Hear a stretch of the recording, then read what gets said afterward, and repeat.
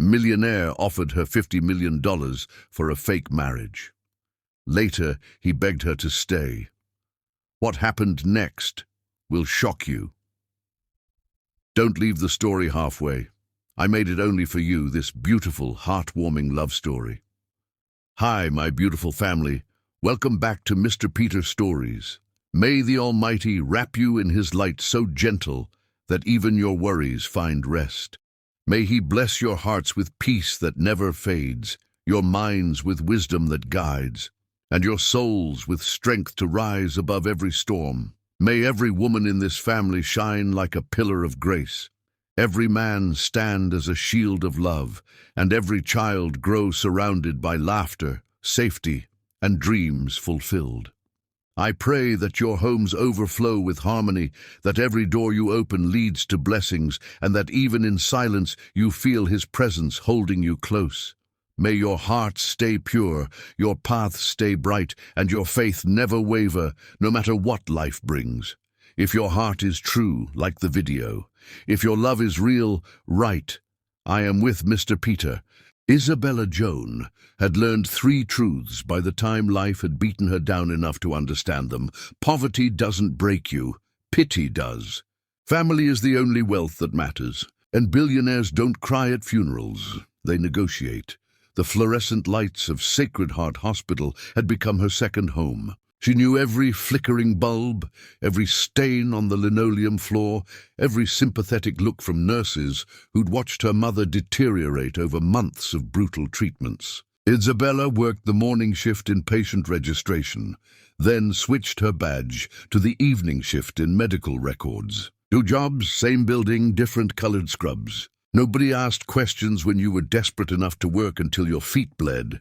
Her mother lay 3 floors above, tubes running into her arms like invasive vines. Stage 4. The words sounded so clinical, so detached from the reality of watching someone you love disappear in increments. The experimental treatment existed, a miracle wrapped in pharmaceutical promises, but miracles cost money that families like theirs would never possess. Miss Joan, you've got a spill in the cafeteria. Someone important just made a scene. Isabella grabbed the mop and bucket, her body moving on autopilot. Important people made messes. Regular people cleaned them. This was the natural order of her world.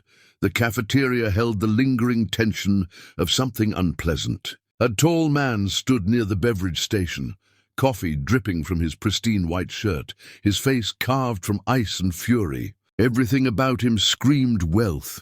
The watch that probably cost more than her annual salary, the tailored pants, the leather shoes that had never known a scuff mark.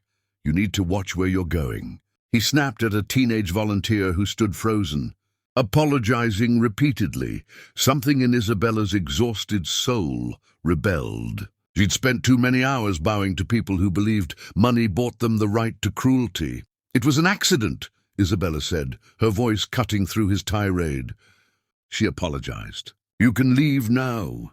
The man turned, and Isabella saw his eyes for the first time. Grey, cold, utterly devoid of warmth. Eyes that had forgotten how to see other humans as anything more than obstacles or instruments. Excuse me. Your shirt is ruined. Your pride is wounded. But terrorizing a child won't fix either problem. Go change. We'll clean the mess. His jaw tightened. Do you know who I am? Someone who thinks coffee stains are a crisis. In this building, people are fighting to breathe. Perspective might help. For a moment, something flickered across his face. Surprise, maybe, or anger, so controlled it had frozen solid. Then he turned and walked away without another word, leaving Isabella to clean coffee from floors worn thin by tragedy. She didn't think about him again. Men like that existed in a different universe, one where problems could be solved with money and phones calls. Her universe required mops and double shifts. That evening, Isabella sat beside her mother's bed, holding a hand that felt like tissue paper. Her little sister, Amara, had fallen asleep in the corner chair, textbooks scattered around her like fallen soldiers. The girl was brilliant. Scholarships pending, a future bright enough to blind, but none of it mattered if they lost their mother. "Baby girl," her mother whispered, voice barely stronger than breath. Don't sacrifice yourself for me. Mama, don't talk like that. I've lived my life. You haven't started yours. Promise me. Stop. You're going to beat this. Her mother's smile held too much knowledge, too much acceptance. Isabella couldn't bear it. The next morning brought a letter from the hospital's financial department. Payment arrangements had failed. Treatment would cease without immediate payment. The numbers might as well have been written in a foreign language for all the possibility they represented. Isabella stood in the hospital parking lot, the letter trembling in her hands when a black car pulled up beside her. The rear window lowered, and those grey eyes from yesterday stared out at her. Get in. Absolutely not. An older man in an expensive suit emerged from the passenger side. Miss Joan, my name is Lawrence Petit. I'm an attorney. My client would like to discuss a proposal with you. I'm not interested in proposals from men who terrorize teenagers. The attorney's lips twitched, almost a smile. Please, 5 minutes of your time. If you're not interested, we'll leave and never contact you again. Something in his tone suggested this wasn't a threat. Exhaustion and curiosity made her stupid. She got in the car. The interior smelled like leather and expensive cologne. The man from yesterday sat across from her, studying her face like she was a problem requiring solution. You have a dying mother and a sister you're putting through school. You work 2 jobs and volunteer at a women's shelter on weekends. Your landlord is filing eviction papers. You're drowning. Rage flooded Isabella's veins. You investigated me? I investigate everyone who insults me, usually to destroy them. But you present a unique opportunity. Get to the point or let me out. He leaned forward, and for the first time, she saw something human in his expression. Desperation, maybe, or exhaustion that matched her own. My father died 2 weeks ago. His will contains a clause that requires me to marry within a month and remain married for 1 year, or I lose everything to relatives who will dismantle everything he built. I need a wife. You need money. This is a transaction. Isabella laughed, a harsh, broken sound. You want to buy a wife like you'd buy a car? I want to hire someone for a role. 1 year, $50 million. Your family's medical bills paid in full. Your sister's education guaranteed. All I need is your presence at events and your signature on papers. The number was so absurd, it didn't feel real. Isabella's mind couldn't process that much money. Couldn't translate it into anything meaningful. This is insane. This is necessity. For both of us. She reached for the door handle. I don't care how much money you have. You can't buy people. And you sure as hell can't buy me. Everyone has a price. Isabella turned back and her voice cut like sharpened glass. My mother taught me that dignity costs nothing and is worth everything. Whatever you're offering, it's not enough. She got out, slammed the door, and walked away. Behind her, she heard the attorney say something, heard the car idle for a long moment before driving away. That night, Isabella held her mother's hand and listened to the machines beep their mechanical lullabies. The treatment was ending. The countdown had begun. Her phone buzzed. An unknown number. A text message with just an address and a time. Tomorrow. If you change your mind. If you don't show, I'll never contact you again. Isabella deleted the message. Then she stared at her mother's sleeping face and wondered if pride was a luxury she could no longer afford. 3 days later, her mother stopped breathing for 47 seconds before the medical team revived her. Isabella stood outside the room, shaking so hard she thought her bones might shatter. The rain started as she left the hospital. She stood in the downpour, face tilted toward the sky, letting water wash away tears she'd been holding back for months. Then she walked to the address from the deleted text message. The building was all glass and steel, reaching toward clouds like it had every right to own the sky. Security tried to stop her, soaking wet, wearing scrubs, looking like a drowned storm. But someone upstairs must have given instructions. They let her through. She took the elevator to the top floor. The doors opened to reveal the man from the car, standing by floor-to-ceiling windows, looking out at the city he probably thought he owned. He turned when she entered. No surprise registered on his face. He'd known she would come. Miss Joan. I have conditions. I expected you would. He gestured to a conference table where folders lay waiting. Everything prepared, everything anticipated. It should have made her angry. Instead, it made her tired. My family's medical expenses, all of them, paid in full immediately. Already arranged pending your signature. My sister's education, through university. Whatever she needs. The trust is established. $10 million in a separate account. For charity work. I control it completely. His eyebrow lifted, the first sign of surprise. Charitable work. Some of us remember what it feels like to have nothing. I want to help people you'll never see from your glass towers. Done. Anything else? Isabella stepped closer, needing him to see her clearly. If I do this, we have rules. We don't pretend this is anything but a transaction. No touching, no intimacy, no pretending we're something we're not. You want a wife for show? Fine. But you don't get pieces of me that aren't for sale. Something flickered in his eyes. Respect, maybe, or recognition of another soul who'd learned to build armor from necessity. Agreed. I'll add one more clause. He slid a document across the table. At the bottom, in precise legal language, one sentence stood out. If either party develops romantic feelings, the contract terminates immediately with no financial compensation to the party who broke this clause. Isabella's laugh was sharp. You actually think someone could fall in love with you?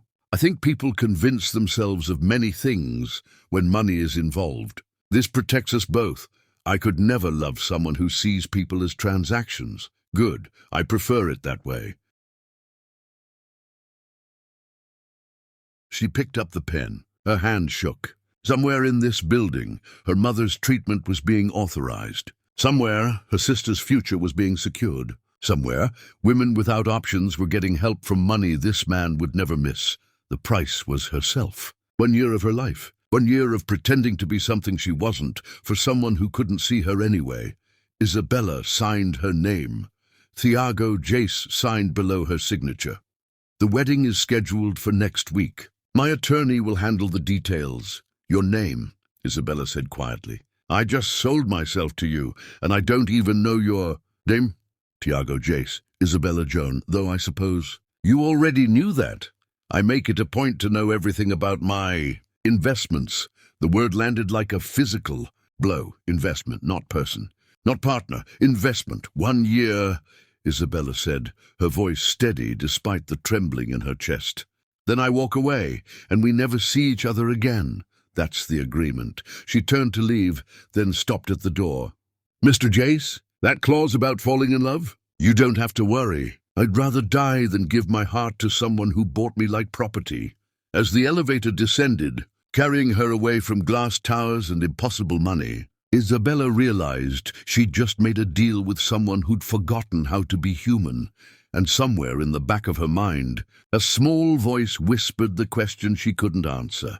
What happens when you sell your life to save the people you love, and you realize too late that the price was your soul? Chapter 2. The Contract That Chains Souls. The folder arrived at Isabella's apartment 3 days before the wedding.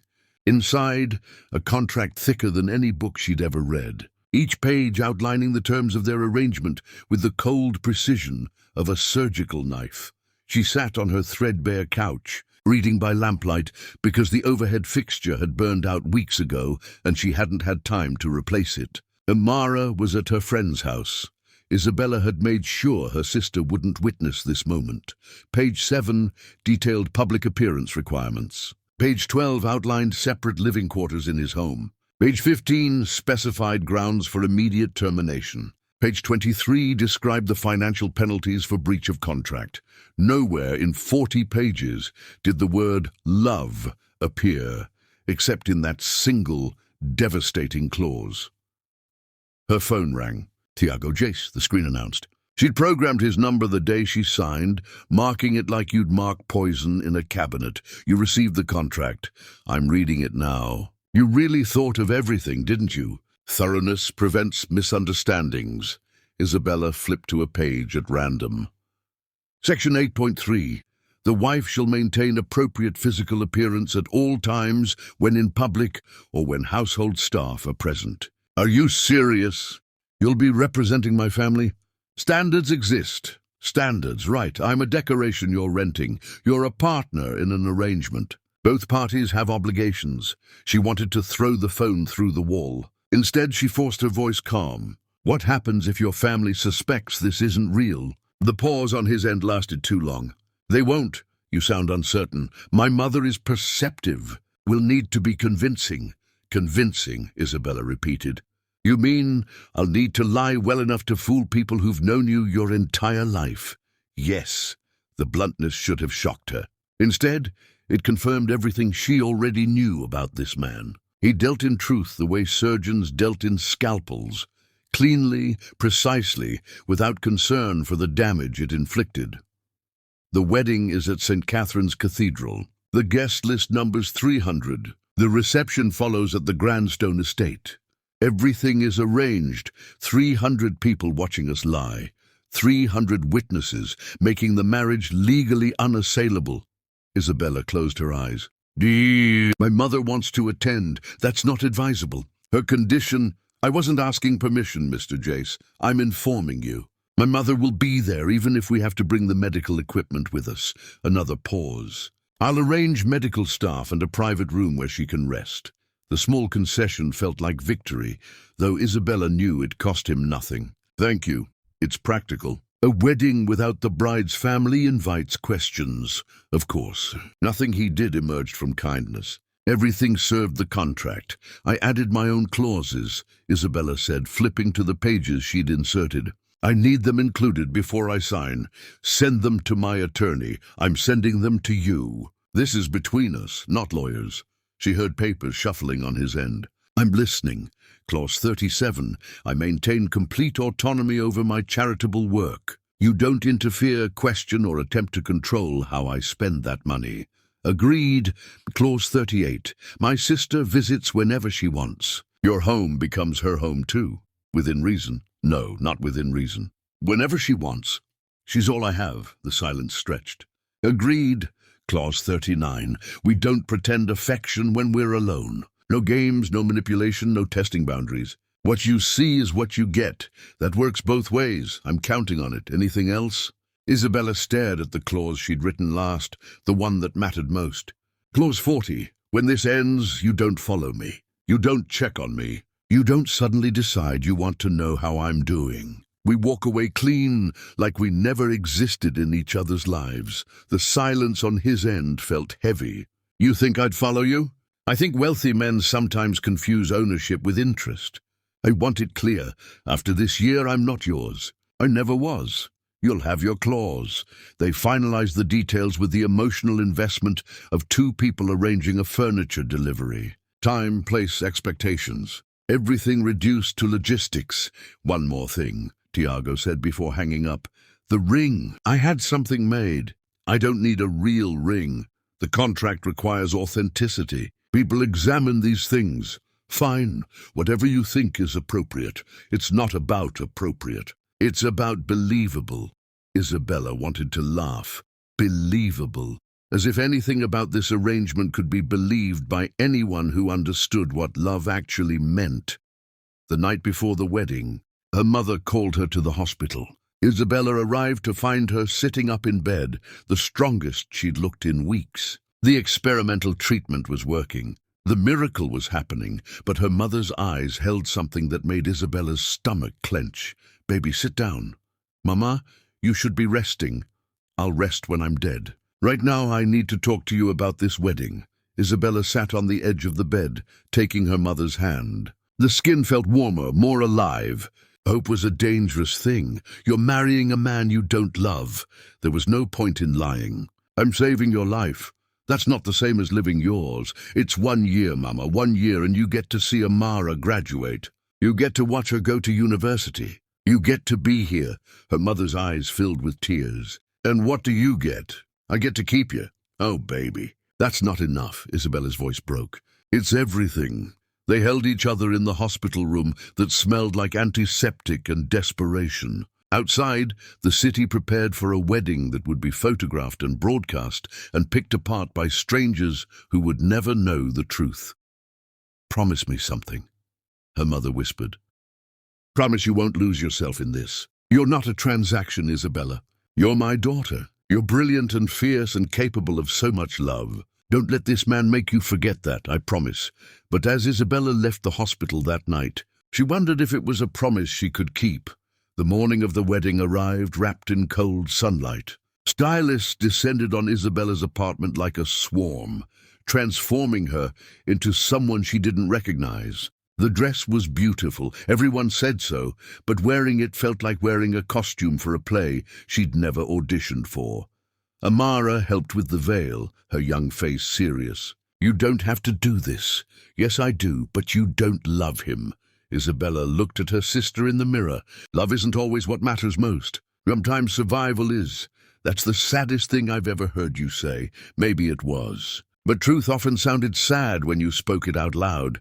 The cathedral bells rang as Isabella arrived. Cameras flashed like lightning. Reporters shouted questions she didn't answer. Inside, 300 people she'd never met waited to witness her sacrifice wrapped in silken lies. Her mother sat in the front row, oxygen tank beside her, tears streaming down her face. Beside her, Amara held her hand, both of them trying to smile like this was a celebration instead of a funeral. The music began. Isabella walked alone down the aisle. Her father had disappeared when she was young, teaching her early that men often left when things got hard. Tiago stood at the altar, looking exactly like what he was, a man fulfilling an obligation. He didn't smile when she approached. He simply watched her, those grey eyes revealing nothing. The priest spoke words about love and commitment and sacred bonds. Each word felt like a stone dropping into a well that had no bottom. Do you, Tiago Jace, take this woman to be your lawfully wedded wife? I do. His voice held no warmth, no joy, no emotion beyond duty. Do you, Isabella Joan, take this man to be your lawfully wedded husband? She looked at him, really looked at him, saw the rigid set of his shoulders, the clenched jaw, the complete absence of anything resembling happiness. This was the man she was binding herself to. This stranger who saw her as a solution to a problem. I do. The words tasted like ash. He slid the ring onto her finger. A diamond that probably cost more than most people earned in a lifetime. It felt heavy, like a shackle made of light. You may kiss the bride. They'd practiced this moment with his attorney present, making sure it looked believable. Tiago leaned in, his hand barely touching her waist. Their lips met for exactly 3 seconds. No warmth, no connection. Just two people playing roles they'd been hired to perform. The crowd erupted in applause. Cameras flashed, music swelled, and Isabella felt absolutely nothing except the weight of the ring on her finger and the knowledge that she'd just sold herself to a man who would never see her as anything more than a contract fulfilled. As they walked back down the aisle, hands linked for the cameras, Tiago leaned close enough to whisper, "You performed admirably. So did you. The hard part is over." Isabella glanced at the year stretching ahead of them, at the home she'd have, to share with this stranger, at the life she'd have to fake. "No," she whispered back, "the hard part is just beginning." That night, after the reception ended and the guests departed and the facade could finally drop, Isabella stood in her designated quarters in Tiago's mansion. The East Wing, he'd called it. Her prison for the next year. The room was beautiful and impersonal, decorated by someone who'd never asked what she liked. Everything coordinated, nothing chosen with care. A hotel room masquerading as a home. A knock on the door interrupted her unpacking. Tiago stood in the hallway, still wearing his wedding suit, looking as comfortable in it as most men looked in jeans. "We need to establish some ground rules for daily life." "Of course we do. Breakfast is served at 7. I expect you to attend." "Anything else, Master?" His jaw tightened. "This arrangement works if we respect each other's time and space." Respect? That's rich, coming from someone who bought a wife. You sold yourself. Don't pretend you're a victim in this. The words hit like a slap. Isabella stepped closer, refusing to let him see the wound. "You're right. I made this choice. But don't you dare stand there and act like we're equals. You have all the power. You always will." "Then why are you still fighting?" "Because it's the only thing I have left." They stood in the doorway, two people bound by law and contract, but separated by an ocean of misunderstanding and mutual distrust. "Good night, Miss Joan. It's Mrs. Jace now. Remember, that's what you paid for." He walked away without responding, leaving Isabella alone in her beautiful cage. As she lay in bed that night, ring heavy on her finger, she thought about her mother's words, "Don't lose yourself in this." But as sleep finally claimed her, Isabella wondered if it was already too late. Chapter 3. The world watches her fall. The media discovered Isabella's past before dawn broke on their second day of marriage. She woke to her phone exploding with notifications, alerts from apps she didn't remember downloading, messages from numbers she didn't recognize. The world had found her, and the world was not kind. The first headline made her stomach drop. Billionaires, mystery bride, from poverty to power in one ceremony. The articles got worse from there. Every eviction notice she'd ever received, now photographed and published. Her mother's medical debt, itemized and displayed like evidence at a trial. Amara's scholarship rejections, turned into proof of unworthiness. They called her ambitious. They called her calculating. They called her things far worse that she couldn't bear to read fully. "Gold digger gets her prize," one tabloid declared, accompanied by a photo of Isabella from the wedding, her face frozen, in a moment that photographers had captured to make her look greedy rather than terrified. She was still reading when someone knocked. A woman in her 50s entered, without waiting for permission, carrying a tray with breakfast Isabella hadn't requested. "Mrs. Jace, I'm Ingrid, Mr. Jace's household coordinator. I manage the staff and ensure things run smoothly." The way she said Mrs. Jace made it sound like a joke they were both in on. "Thank you, but I can get my own breakfast." "Mr. Jace prefers consistency. Breakfast is at 7. You're expected in the dining room." Isabella glanced at her phone. 6:45. "I'll be there." Ingrid's eyes flicked to the phone screen, to the headline still visible. "I'd recommend avoiding social media for a while. The public can be cruel to people who rise above their station." The words were delivered with perfect politeness, but the message underneath was clear. "You don't belong here. We all know it. Thank you for the advice." When Ingrid left, Isabella threw the phone across the room. It hit the wall and clattered to the floor, screen cracking in a pattern that looked like a spider web. Appropriate, she thought. She'd walked straight into a web, and now she was stuck. The dining room could have seated 20 people comfortably. Tiago sat at the head of an absurdly long table, reading something on a tablet, a cup of coffee cooling beside him. He didn't look up when she entered. Isabella took a seat at the opposite end, maximizing the distance between them. "You should sit closer. The staff will notice." "Let them notice. The contract specified public appearances. Last I checked, your dining room doesn't qualify as public." He finally looked at her, and she saw something new in his expression. Not anger exactly, more like calculation, as if he was reassessing her value. "You saw the articles. Hard to miss them. They'll die down. Something else will capture their attention." "Easy for you to say. They're not dissecting your entire life." "They've been dissecting my life since I was born. You get used to it." Isabella laughed bitterly. "I don't want to get used to it. I want people to mind their own damn business." "Then you married the wrong person." They ate in silence after that, the only sounds the quiet clink of silverware against expensive china. Isabella counted the minutes until she could escape.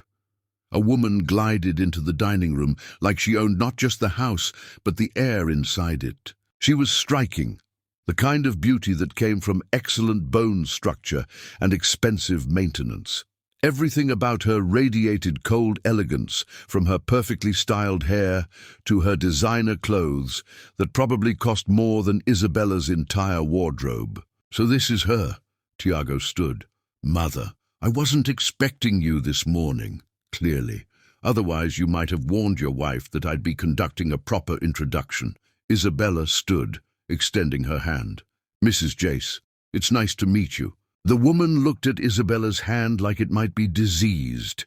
After a pause that lasted just long enough to be insulting, she took it limply, released it immediately. Call me Cataline. I've never been one for false formality. The irony of that statement coming from someone who embodied formality wasn't lost on Isabella. Please, sit. I won't take much of your time. Cataline settled into a chair with the practiced grace of someone who'd been taught proper posture before she could walk. I wanted to meet the woman who managed to capture my son's attention so completely that he married her without his family's knowledge. It happened quickly, Isabella said carefully. Quite. One might even say suspiciously quickly. Tiago cut in, his voice sharp. Mother! Oh, don't be tedious, darling. I'm simply making conversation. Kathleen turned her full attention to Isabella, and it felt like being examined under a microscope. Tell me about yourself, dear. Where did you attend university? I didn't. I went straight to work after school. I see. And your family? What do they do? My mother is recovering from illness. My sister is still in school. How unfortunate. And your father? Not in the picture. Each answer seemed to confirm something in Cateline's mind. Isabella could practically see her adding up the evidence. No education, no family connections, no resources. The verdict was clear. You must understand, this is all quite shocking for us. Tiago has never showed interest in marriage before. And then suddenly, this whirlwind romance. She let the sentence trail off meaningfully. Love doesn't follow timelines, Isabella said, forcing the word love past her lips. Love. Cataline smiled, but it didn't reach her eyes. How refreshingly naive. Tell me, dear, what is it about my son that you find so irresistible? His charm, his warmth, his sparkling personality. The sarcasm was a blade wrapped in velvet. I find him genuine, Isabella said, meeting Cateline's gaze steadily. In a world full of people who pretend to be something they're not, he's exactly what he appears to be. And what's that? Honest about who he is. Cateline's smile sharpened. Honesty. Yes, Tiago learned that from his father, along with several other valuable lessons about business and family obligations. Something in her tone made Isabella's skin crawl. Tiago had gone completely still, his face a mask. I'm hosting a luncheon next week, Cataline continued, for you to meet the rest of the family and our close friends. I'm sure you'll find it illuminating. I look forward to it. I'm sure you do. After Cataline left, the dining room felt like a tomb. Tiago stared at his plate, not eating, not speaking. She hates me, Isabella said. She hates everyone. That's not true. She hates me specifically. I could see it. You're reading too much into it. Am I? Or are you just used to cruelty disguised as civility? He looked at her then, and for just a moment she saw something beneath the ice. Something wounded and raw and quickly hidden. My mother believes love is a weakness. She's not entirely wrong. That's the saddest thing I've ever heard. It's realistic. Isabella gathered her dishes, ignoring Ingrid, who appeared immediately to take them. I'm going out. Where? The women's shelter. I volunteer there, remember? The car will take you. I can take the bus. You're my wife now. You don't take the bus. I'm your contract employee. I'll take whatever transportation I want. She left before he could respond, desperate for air that didn't taste like money and judgment. The women's shelter was located in a part of the city that Tiago had probably never visited. The building was old but clean, run by volunteers who cared more about people than profit. Isabella had been coming here for months, long before any billionaire had crashed into her life. Isabella! Maria, one of the coordinators, pulled her into a hug. We saw the wedding photos. Good you didn't tell us you were dating someone. It happened fast. You went from single to married in less than a month. What's he like? Isabella thought about Tiago's cold eyes, his clinical assessment of their arrangement, the way he looked at her like she was a problem he'd solved.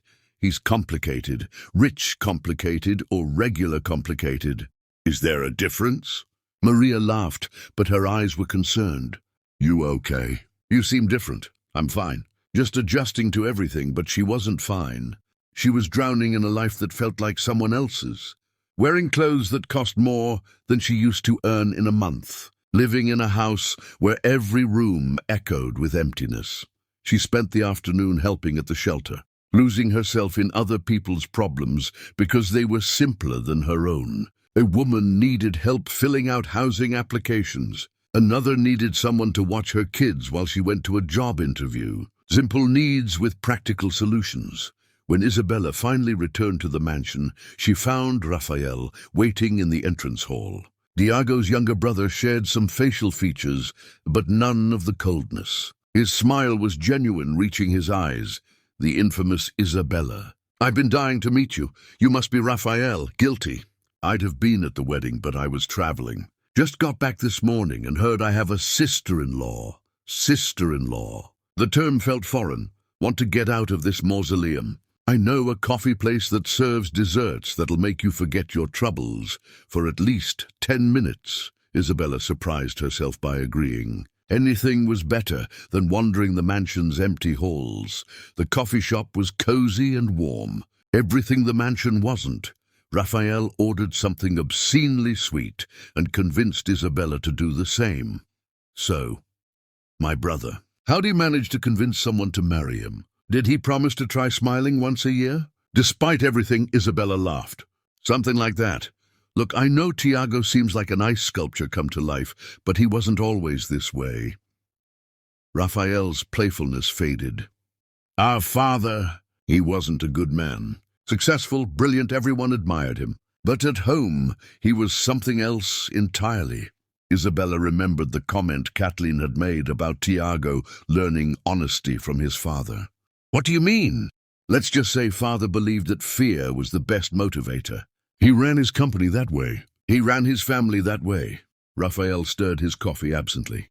Tiago got the worst of it. The oldest son, the heir, the one who had to be perfect. Every mistake had consequences, physical ones. The image of young Tiago from the photograph flashed through Isabella's mind. The black eye, the forced smile. Mother never stopped it. She believed father was making Tiago strong, teaching him to survive in a ruthless world. Raphael's voice hardened. All he really taught him was that love hurts, that caring about people makes you vulnerable, that emotions are weaknesses to be eliminated. I'm sorry. Don't be sorry for him. He wouldn't want that. I'm just saying, if he seems cold, it's because warmth was beaten out of him before he could learn what it felt like. They finished their coffee, and Raphael drove her back to the mansion. As they pulled up, he touched her arm gently. Hey, whatever happens, remember, you married Tiago, not our father's ghost. There's a difference, even if he's forgotten. That night, Isabella couldn't sleep. She wandered the mansion's halls, exploring rooms that looked like museum exhibits. No warmth, no personality, no sign that actual humans lived here. She found herself in a library that took up an entire floor. Books lined every wall, thousands of them, organized with obsessive precision. Tiago sat in a corner, reading by lamplight, still wearing the same clothes from dinner. He looked up when she entered, surprise flickering across his face. Can't sleep. This house is too quiet. You'll get used to it.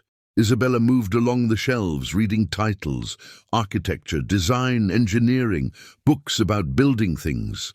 You have quite a collection. I like structures that make sense. Buildings have logic. People don't. Is that why you collect books you never read? Who says I never read them? Raphael mentioned you're never home long enough to read anything. Raphael talks too much. Isabella pulled a book from the shelf at random. Poetry. She opened it, saw annotations in the margins, proof of careful reading. You did read this one a long time ago. Why poetry? It doesn't seem like your thing. It's not, but he'd read it carefully enough to fill the margins with notes. Isabella read one aloud. The opposite of love isn't hate. It's indifference. Tiago stood abruptly. It's late. Did I hit a nerve? No, I just prefer my privacy. But as he walked past her, Isabella saw something in his expression. Not anger, something softer, more painful. Like she'd touched a wound he'd convinced himself had healed. Tiago. He stopped but didn't turn around. Raphael told me about your father. His shoulders tensed. Raphael shouldn't have done that. Maybe not. But now I understand something. What's that? Why you think contracts are safer than connections. He turned then, and his eyes held more emotion than she'd seen since meeting him. Anger, yes, but underneath it, something that looked like fear. Contracts have terms. Connections have consequences. I prefer clarity. That's a lonely way to live.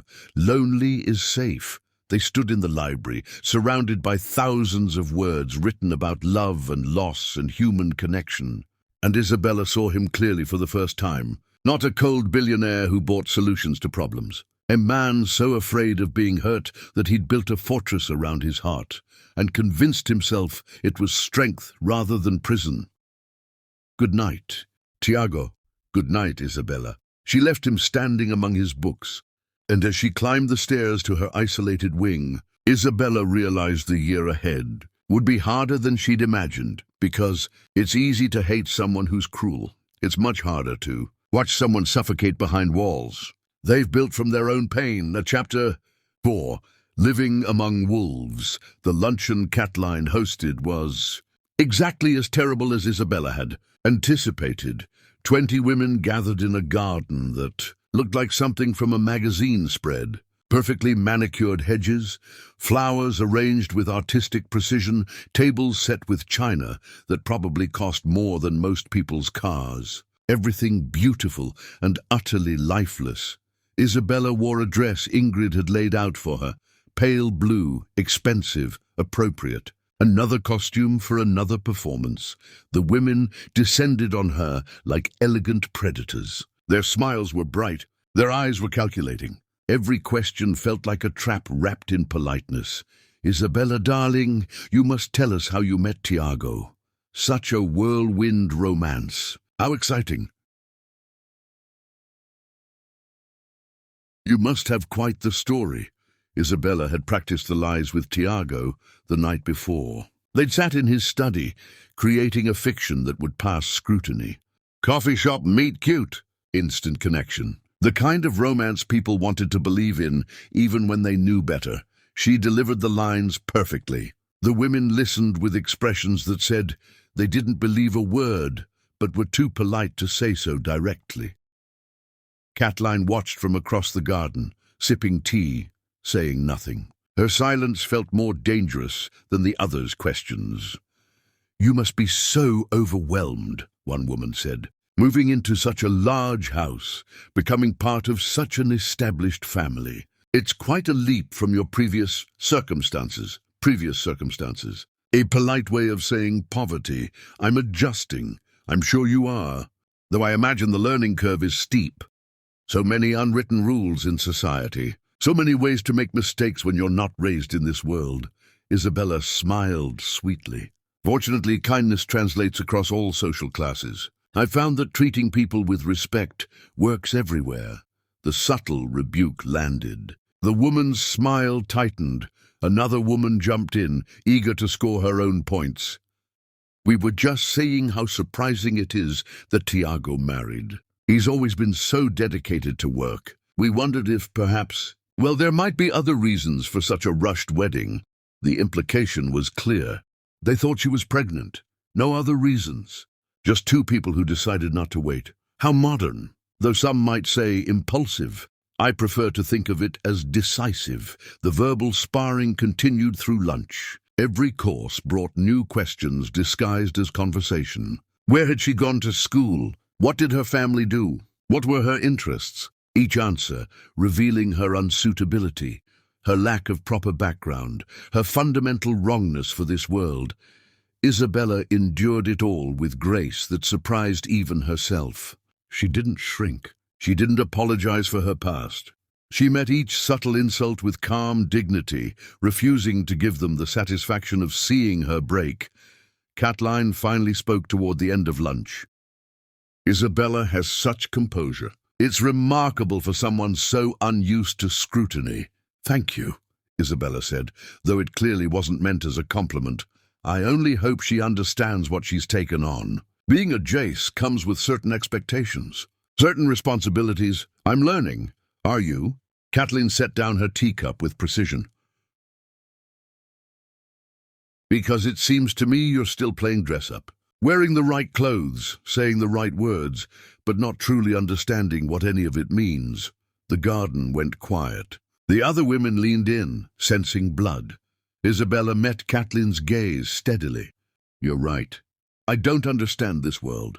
I don't understand people who measure worth in money and connections. I don't understand cruelty disguised as etiquette. I don't understand how you can sit in a garden this beautiful and still find ways to make everything ugly. Kathleen's eyes flashed. Careful, dear. You're speaking to your husband's mother. I'm speaking to someone who seems determined to hate me, regardless of what I do. So forgive me if I've stopped trying to earn approval I'll never receive.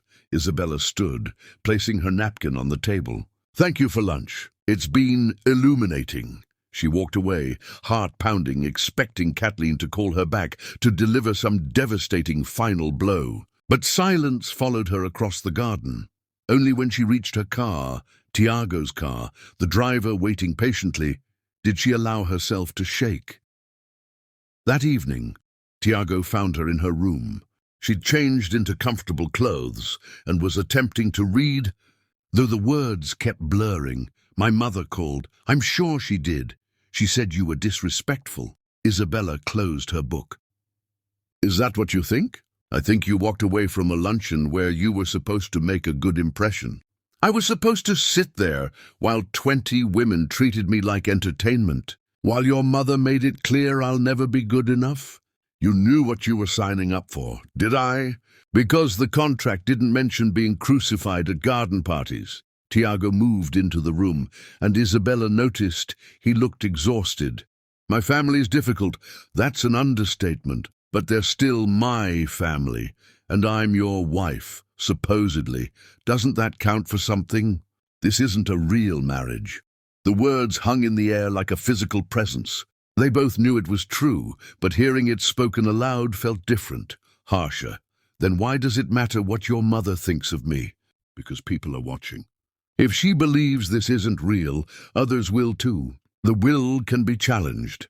So I'm supposed to let myself be humiliated for the sake of your inheritance. You're being compensated handsomely for your troubles. Isabella stood, anger finally breaking through her control.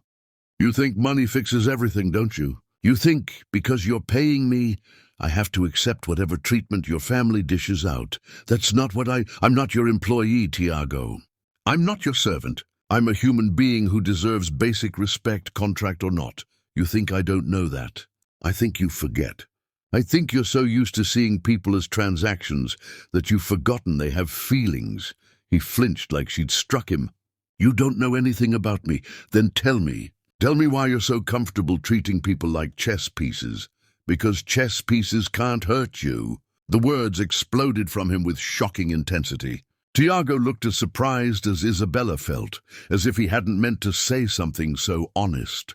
The silence that followed felt delicate, like spun glass that might shatter if either of them moved. Your father, Isabella said quietly, he hurt you. And you decided never to let anyone close enough to do it again. Don't psychoanalyze me. I'm not. I'm just seeing you. Well, stop. I don't need to be seen, but the way he said it made Isabella think he was lying. That maybe being seen was exactly what he needed and exactly what he feared most. He left without another word, and Isabella sat in her beautiful cage, wondering how two people could be married and still be completely alone. The next morning, she woke to find an envelope slipped under her door. Inside, a note in precise handwriting. The shelter you volunteer at needs building repairs. I've arranged for a construction crew to handle it. Not an apology, just practical. Isabella stared at the note for a long time. It wasn't an apology. It wasn't even particularly kind, but it was something, acknowledgement maybe, of her work, of her interests. of her as a person beyond their contract. She tucked the note into her drawer and tried not to think about what it meant that such a small gesture could affect her so much. The days developed a rhythm. Tiago left for work before dawn. Isabella filled her time with volunteer work, avoiding the mansion as much as possible. They attended necessary events together. Dinners, fundraisers, appearances where they smiled and touched and performed the fiction of their marriage. In private, they maintained careful distance, polite but not friendly, civil but not warm. It should have been easier that way. Isabella told herself it was what she wanted. But sometimes, late at night when she couldn't sleep, she found herself wondering what would happen if they stopped performing. If they allowed themselves to be honest about the strange space they occupied, not strangers anymore, but not truly together either. One evening, she found Tiago in the library again. This was becoming a pattern, Isabella gravitating toward the only room in the mansion that felt lived in. Tiago retreating there when work became too much. "You're here again," he said without looking up from his book. "Is that a problem?" "No, just an observation." Isabella settled into a chair across from him. "Can I ask you something?" "That depends on the question. Why architecture?" "Raphael said you studied design before taking over the family business." Tiago closed his book slowly. "That was a long time ago, but you loved it. I can tell by the books you keep. Love is irrelevant. Responsibility matters." That's not an answer. He looked at her then, really looked at her, like he was trying to decide whether honesty was worth the risk. "Buildings made sense to me. You could design something beautiful and functional. Every line had purpose. Every space had meaning. It was the only thing in my life that felt completely under my control. What stopped you?" "My father died. The company needed a leader. I was the heir. You gave up what you loved. I did what was necessary." Isabella thought about her own sacrifices, her own compromises. "We have that in common." "What's that?" "Giving up what we wanted for what we had to do." Something shifted in his expression. Recognition, maybe. The acknowledgement that they weren't as different as they pretended to be. "The difference is you still care about what you gave up. I've learned not to. Have you? Or have you just convinced yourself that not caring is the same as not hurting?" He stood abruptly. "I should get back to work. It's almost midnight. Work doesn't keep business hours." He was running. Isabella could see it clearly now. Every time a conversation got too real, too honest, too close to something that mattered, he retreated. "Tiago," she called as he reached the door. "Thank you. For the shelter repairs." He paused but didn't turn around. It was practical. The building needed work. Still, thank you. He left without responding, but Isabella could have sworn she saw his shoulders relax slightly at her words. Small moments, small gestures, small cracks in the walls they'd both built. Isabella told herself it didn't mean anything, that she was reading too much into basic human decency from a man who'd bought her presents like he'd buy a service. But late that night, lying in bed, staring at the ceiling of her expensive prison, she couldn't quite convince herself it was true. Something was changing. Between them, around them, inside both of them, and that terrified her more than anything else. Chapter 5. Cracks in the Armor. Isabella's mother came home on a Thursday that felt like spring had arrived early. The experimental treatment had worked its miracle. Not cured, the doctors were careful with that word, but remission, which in their world meant everything. Isabella stood in the hospital parking lot, watching her mother breathe air outside those walls for the first time in months, and felt something crack open in her chest. Hope, maybe, or relief so profound it felt like pain. "Baby girl, stop crying. People will think I'm dying." Happy tears. "Mama, only happy tears." Amara wrapped her arms around both of them, and for a moment the three of them stood. They're holding each other like they were the only people in the world. Tiago had arranged for a nurse to stay at their new apartment. He'd moved them from the crumbling building to something safer months ago. Another one of his practical gestures. Isabella hadn't fought it. Pride had limits when your family's safety was involved. "Will you come in?" her mother asked. Stay for dinner? Isabella glanced at her phone. I should get back to that big empty house with that lonely man. Baby, you're married. You should be having dinner together. It's not that kind of marriage, Mama. Her mother's knowing look said she understood more than Isabella wanted her to. Every marriage is exactly what you make it. Remember that. The drive back to the mansion took longer than usual. Traffic had snarled. Something about an accident on the main highway. Isabella sat in the back of the car, watching the city crawl past, thinking about her mother's words. Every marriage is what you make it. But what could she make from a contract?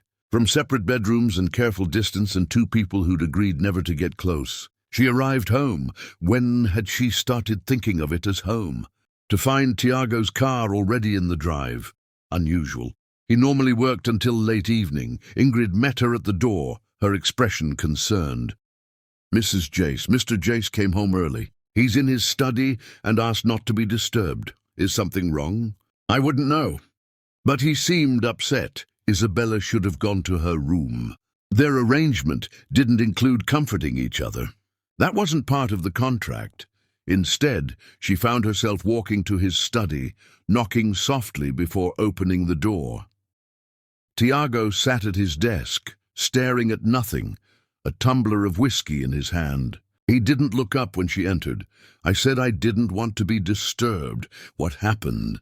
Nothing that concerns you. But his voice was off.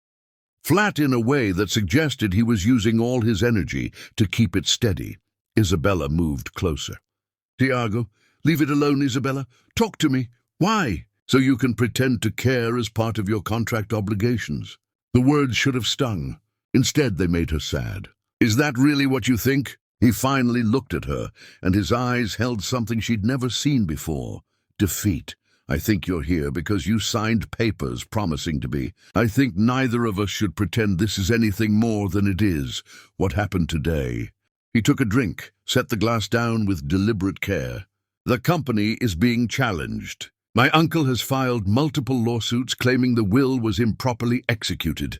He's arguing that our marriage is fraudulent and should be invalidated. Can he do that? He's doing it.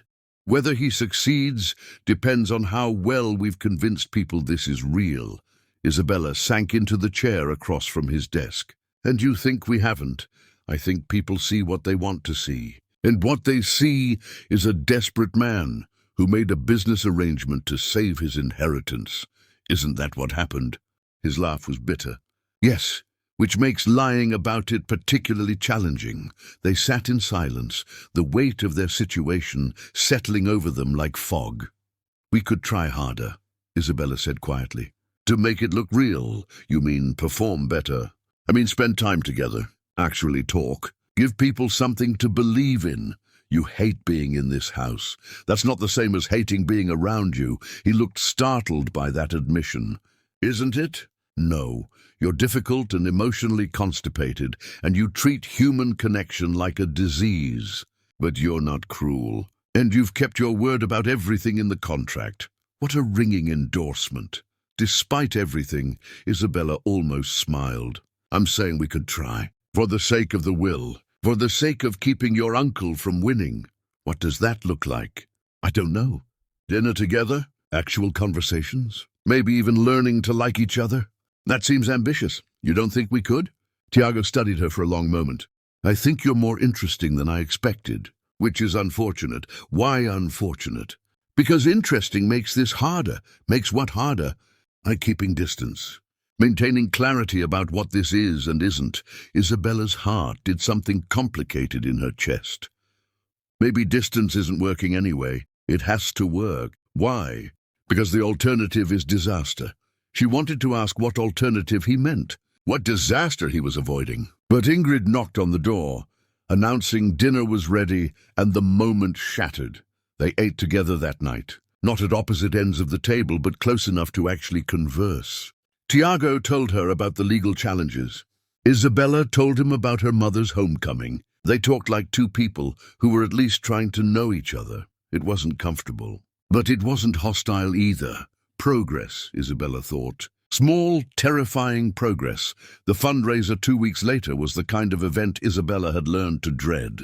Hundreds of people dressed in clothes worth more than most people earned in a year, pretending to care about causes they'd forget the moment they went home. This one was for children's literacy. Isabella actually cared about this cause, which made the performative nature of it all even harder to stomach. Tiago guided her through the crowd with his hand on her lower back, a casual gesture that looked natural but felt strange. They'd practiced this. The small touches that suggested intimacy, the glances that implied affection. From outside, they probably looked like any other couple. From inside, Isabella felt like she was acting in a play she hadn't memorized properly. "Smile," Tiago murmured. "You look like you're attending a funeral." "I'm trying. Try harder. People are watching." An elderly man approached, someone Tiago greeted with more warmth than Isabella had seen him show anyone. "Damon, good to see you." "Tiago. And this must be the wife I've heard so much about." Isabella recognized him from the wedding. The board member who'd said something about Tiago not smiling since his father stopped hitting him. "Isabella Joan. It's nice to see you again." Damon took her hand gently. "Walk with me a moment, dear. Let these people admire my ability to steal the prettiest woman at the party." Tiago looked uncertain. But Damon was already guiding Isabella toward the balcony. "You're wondering why I pulled you away," Damon said once they were alone. The thought crossed my mind. I wanted to thank you. For what? "For whatever you're doing to that boy. He's different lately, less rigid, more human." Isabella shook her head. "I haven't done anything, haven't you? I've known Tiago since he was a child, watched his father destroy him piece by piece, watched him rebuild himself into something hard and untouchable. And now I watch him look at you when you're not paying attention, and I see cracks in that armor. You're seeing what you want to see. Am I? Or are you afraid to see it yourself?" Before Isabella could respond, shouting erupted inside. They rushed back to find a commotion near the entrance. A drunk man was causing a scene, his voice carrying over the music. The great Tiago Jace. Bought himself a wife just like his daddy bought everything else. Security moved in, but the man pushed past them, stumbling toward Tiago. Tell them how you found some poor girl and offered her money to pretend to love you." The room had gone silent. Every person watching, every phone probably recording. Tiago's face could have been carved from marble. "You're drunk. Leave before this gets worse. Worse. It's already worse. Your whole life is a performance. Your marriage is fake. Everyone knows it." The man lunged forward, grabbing Isabella's arm, pulling her toward him. "How much did he pay you, sweetheart? How much to pretend to love a man his own mother can barely stand?" Everything happened fast after that. Tiago moved like violence given form. One moment the man was gripping Isabella, the next he was on the floor. Tiago standing over him with an expression Isabella had never seen before. Pure rage, completely uncontrolled. "Touch her again, and I'll break every bone in your hand," Tiago said quietly, his voice more dangerous for its calm. Security pulled the man away. The crowd buzzed with excitement. Someone called for drinks to smooth over the awkwardness, but Isabella stood frozen, rubbing her arm where the man had grabbed her. Watching Tiago's hands shake as adrenaline drained away, he turned to her, and for a moment his mask completely dropped. She saw fear there. Real genuine fear that she'd been hurt. "Are you okay?" "I'm fine." He grabbed you hard. "Let me see your arm." "Tiago, I'm fine." But he was already gently pushing up her sleeve, checking for bruises, his touch so careful it made her throat tight. "We should go," he said. "This night is over." They didn't speak in the car. Tiago's jaw was clenched, his body rigid with tension. The driver took them through the city streets, navigation recalculating routes around traffic. Eventually they ended up on a highway, the traffic flowing smoothly until suddenly it wasn't. "There's been an accident ahead," the driver said. "I can take another route." "Just wait it out," Tiago said. "It's fine." They sat in stop traffic, silence thick between them. "You didn't have to do that," Isabella said finally. "Do what?" "Defend me." "React like that." "The contract doesn't require you to break someone's nose at events." "I didn't break his nose. You wanted to. He didn't deny it. He shouldn't have touched you. I've dealt with worse. That doesn't make it acceptable." Traffic started moving again, slowly. The driver navigated around the accident scene. A car crumpled against a barrier, emergency vehicles everywhere. People could have recorded that, Isabella continued. Your reaction? It looked real. It was real. The admission hung between them. Why? Isabella asked. Why what? Why does it matter if someone grabs me? Why react like that when we both know this isn't real? Tiago stared out the window. Because regardless of the circumstances, you're still a person who deserves respect. The contract doesn't change that. Is that all it was? General respect for human dignity? What else would it be? Isabella wanted to push, to demand honesty, to ask why his hands had shaken when he checked her arm, why he'd looked at her with something that resembled genuine fear, but they were pulling into the mansion drive, and the moment was ending, and maybe some questions were better left unasked. That night, Isabella couldn't sleep. She kept thinking about the way Tiago had moved to defend her, the way he'd touched her arm with such careful concern, the way he'd looked at her like she mattered. She found herself walking to the library again, drawn there like it was the only safe space in the entire house. Tiago was there, of course, always there, hiding among his books. Couldn't sleep either, she asked. Apparently not. Isabella sat in her usual chair. That man tonight. He said everyone knows our marriage is fake. Drunk talk. But what if he's right? What if we're not convincing anyone? Then we adjust. To what? We're already attending events together. We touch when appropriate. We smile in public. What else is there? Tiago was quiet for a long moment. Actual time together, without cameras, without audiences, just learning to exist in the same space without it feeling forced. You mean like we're doing now? Yes, so we're already doing it. Apparently. Isabella pulled her feet up under her, getting comfortable. Tell me something real. What? Something real about you. Something that's not in your public biography or your contract clauses. Why? Because if we're going to convince people we're real, maybe we should actually know each other. He looked uncomfortable. I don't do personal revelations. Try. This is ridiculous. Humor me. Tiago sighed, closing his book. Fine. I hate running the company. Every day I do work that feels meaningless. I sit in meetings discussing profit margins when what I really want to do is design buildings that people actually need. Affordable housing, community centers, schools and neighborhoods that can't afford them. But that's not what billionaires do, so I don't do it either. Isabella felt her heart do that complicated thing again. That's the most honest thing you've ever said to me. Don't get used to it. Your turn. Ask me something. I don't need to know anything about you. Ask anyway. He studied her face like he was trying to decide if this was a trap. Fine. Why volunteer at the shelter? Of all the causes you could choose, why that one? Because those women are where I could have been.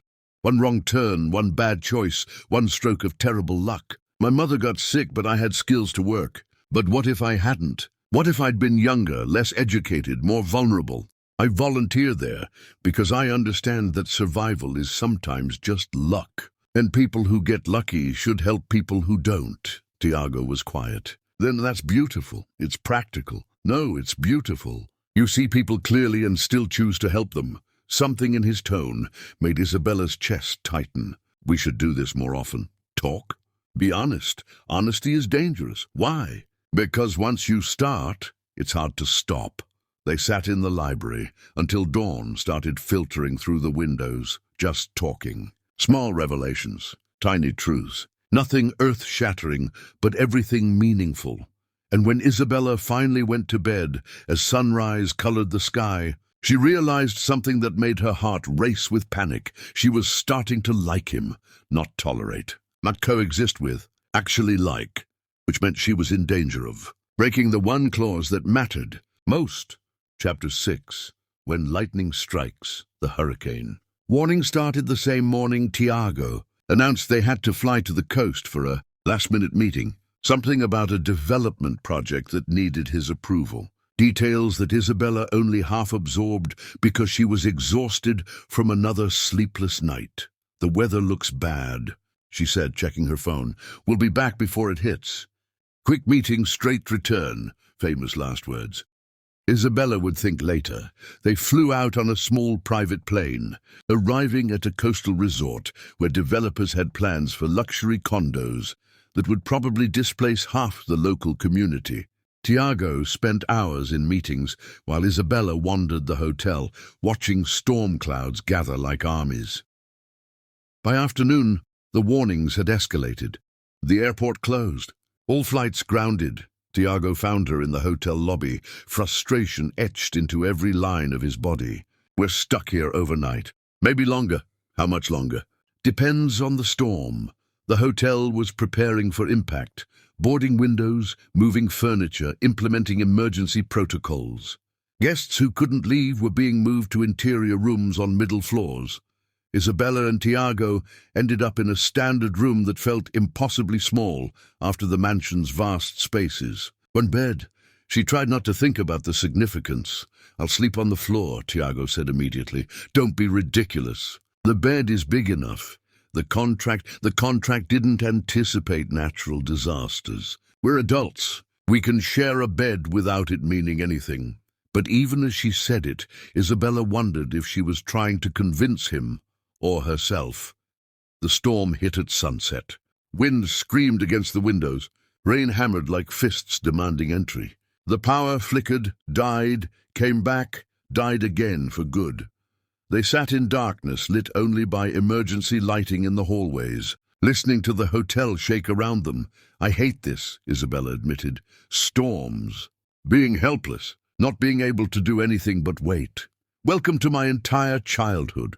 The comment was so unexpected that Isabella turned to look at him, though she could barely see his face in the darkness. "What do you mean?" "My father's moods were like weather. You never knew when they'd turn violent. You just waited and hoped you weren't in the path when they did. Tiago, you wanted honesty. There it is. I learned very young that some forces are too powerful to fight. You just endure them." Lightning flashed, illuminating his face for a moment. He looked younger in that brief light. "More vulnerable. That's not the same," Isabella said softly. "Weather is random. What your father did was a choice. Doesn't change the helplessness." They sat quietly, listening to chaos outside. "Tell me something good," Isabella said. "Something from before everything got complicated." "Like what?" "I don't know. A good memory. Something that made you happy." Tiago was silent so long she thought he wouldn't answer. "Then there was a summer when I was young. My father was traveling for work for months. It was just me and Raphael and my mother. We went to this beach house, and for 8 weeks, nobody hit anyone. Nobody screamed. We just existed peacefully. That made you happy. Just the absence of violence?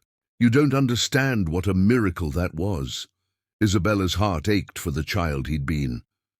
"Tell me more." "Raphael and I built sandcastles, elaborate ones with moats and towers. We'd spend all day on them, and at night the tide would wash them away. The next morning we'd start again." That sounds nice. It was pointless. All that work for something that wouldn't last. Maybe the point wasn't the lasting. Maybe it was the building. He turned to look at her, though she could barely see him in the darkness. "Is that what you do? Build things you know won't last?" "Sometimes. The work at the shelter, those women move on. The kids I help, they grow up and leave. But the building part matters, even if it doesn't last forever." "That seems exhausting. It's living. You should try it sometime." Lightning illuminated his expression again, and Isabella saw something that looked like longing. "I wouldn't know where to start." "Start with this. Right now. This conversation. It's building something, even if it only lasts tonight." The wind howled. The building groaned. They sat together in darkness, two people who'd agreed never to get close, suddenly closer than they'd ever been. "I was engaged once," Tiago said suddenly. Isabella hadn't expected that. "What happened?" "She left when she realized I couldn't give her what she needed." What did she need? Love, affection, basic human warmth. "I thought I could learn." She thought she could fix me. "We were both wrong." "When was this?" "Years ago. Before I learned that being alone was easier than disappointing people." "That's sad." "It's realistic." "No, it's sad. You convinced yourself you're incapable of connection instead of finding someone who understands you. And who would that be? Isabella didn't answer. Couldn't answer. Because something was happening in this dark room during this violent storm, something she didn't have words for yet. Your turn, Tiago said. Tell me something I don't know about you. I wanted to be a teacher. Before everything happened with my mother, I was taking night classes, working toward a degree. I wanted to teach elementary school, help kids fall in love with learning. Why didn't you? Money, time, life getting in the way. The usual reasons people give up on dreams. You could go back. After this year, maybe I will. After this year. The phrase hung between them, heavy with meaning. After this year, they'd walk away from each other. The contract would end. They'd return to being strangers. The thought made Isabella's chest tight. Tiago? Yes? Do you ever wonder what would have happened if we'd met differently? Without the contract. Just two random people at a coffee shop or something? I don't allow myself to wonder about alternate realities. But if you did, he was quiet. Then I think I would have noticed you. Probably been intimidated by you. And talked myself out of approaching because women like you don't end up with men like me. Women like me? Real, genuine, capable of actual human emotion, Isabella's breath caught. You're capable of emotion, am I? Or have I just learned to simulate it well enough to pass? That's not the same thing, isn't it? Lightning flashed again, and in that brief illumination, Isabella saw his face clearly. The vulnerability there took her breath away. She moved closer without thinking. Not touching, but close enough that she could feel his warmth in the cold room. You feel things, she said. I've seen it. The way you defended me at that fundraiser. The way you look sometimes when you think no one is watching. You're not as empty as you pretend to be. Maybe I'm just a better actor than you give me credit for. I don't believe that. Why not? Because I'm looking at you right now and you're terrified. And you can't fake fear like this. His jaw clenched. I'm not afraid, liar. Isabella, what are you afraid of? He stood abruptly, moving to the window, even though the boards blocked any view. Conversations like this, moments where I forget what we agreed to. And what did we agree to? Distance, clarity, no confusion about what this is. What if I'm already confused? He turned back to her, and even in darkness, she felt the intensity of his gaze. Then you need to stop, because this ends badly if either of us forgets the rules. Maybe I don't care about the rules anymore. Isabella, maybe I'm tired of pretending this. Doesn't mean anything. It can't mean anything. The contract, forget the contract! I'm talking about two people stuck in a room during a hurricane, finally being honest with each other. He moved back toward her, and Isabella could feel the tension radiating from him. You want honesty? Yes, fine. I think about you constantly. I notice everything. What you eat, what you read, how you smile at everyone except me. I hate that I notice. I hate that I care. Because caring means being vulnerable, and vulnerable means getting destroyed. Isabella stood, moving close enough to see his face in the emergency lighting from the hallway. And if I said I was already vulnerable, then I'd say you should protect yourself better. From what? From this. From me. From whatever this is becoming. They were inches apart, breathing the same air, balanced on the edge of something neither of them knew how to name. Thunder shook the building. The lights flickered, and in that moment of chaos, something broke between them.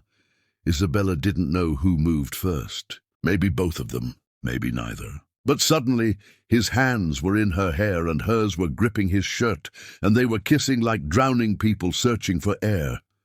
It wasn't gentle. It was months of tension and denial and loneliness, finally finding release. It was two people who'd agreed never to touch. Touching like they'd die if they stopped. When they finally pulled apart, both breathing hard, the reality crashed over them. We can't, Tiago said. But he didn't let go. I know, the contract, I know. This changes everything, I know. They stood frozen, holding each other, neither willing to take the step back that would restore the distance they'd agreed to maintain. Finally, Tiago released her, moving away like it physically pained him. I'll sleep on the floor, Tiago, please. I need distance. I need to think. He grabbed a pillow and blanket. Setting up a makeshift bed as far from her as the small room allowed, they lay in darkness. The storm raging outside, a different kind of storm raging between them. Isabella didn't sleep. She doubted he did either, and when dawn finally came, grey and exhausted, everything had changed. The hurricane had passed, leaving damage in its wake. But the real damage was internal, because they'd crossed a line they'd sworn never to approach, and neither of them knew how to uncross it.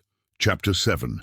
The Accident That Changes Everything. The return to the mansion felt like returning to a crime scene. They'd broken the rules. Both of them knew it. Neither knew what came next.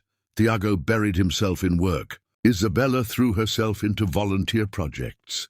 They avoided each other with the skill of people who'd had practice avoiding difficult things their entire lives. But the memory of that kiss hung between them like smoke, impossible to ignore, impossible to clear away. 2 weeks after the hurricane, the legal battle with Tiago's uncle intensified. Depositions were scheduled, financial records were subpoenaed.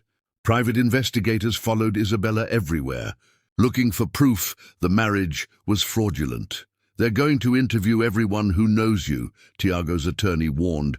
During a meeting Isabella sat through despite wanting to be anywhere else. "They'll ask about your relationship, look for inconsistencies in your stories." "We've been consistent," Tiago said. "Have you?" "Because from what I'm hearing, you barely spend time together. Separate bedrooms, separate lives. That's not how newlyweds typically behave.